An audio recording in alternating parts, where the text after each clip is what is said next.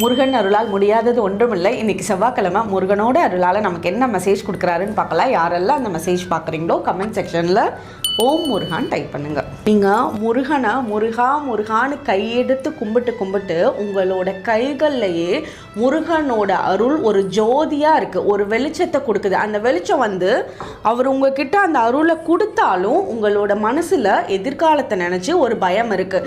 இப்போ ஒரு கையில் இந்த ஒரு விளக்கு தானே இருக்குது, இந்த ஒரு விளக்கை வச்சு 2 அடி தானே நம்ம எடுத்து வைக்க முடியும், 50 கிலோமீட்டருக்கு அந்த பக்கம் என்ன நடக்கும்னு தெரியலையேன்னு ஒரு பயம் இருக்குது. பட் முருகனோட மெசேஜ்லேருந்து நமக்கு என்ன கிளியராக இருக்குன்னா, நீங்கள் பயப்படவே வேணாம், அவர் கூட தான் இருக்காரு. ஒவ்வொரு அடி எடுத்து வைக்கிறதுலையும் ஒரு தெளிவையும் கிளாரிட்டியும் கொடுக்குறாரு. எந்த ஒரு குழப்ப நிலை இல்லாமல் உங்களோட வாழ்க்கையை ரொம்ப சீராக எடுத்துகிட்டு போயிட்டு இருக்கீங்க.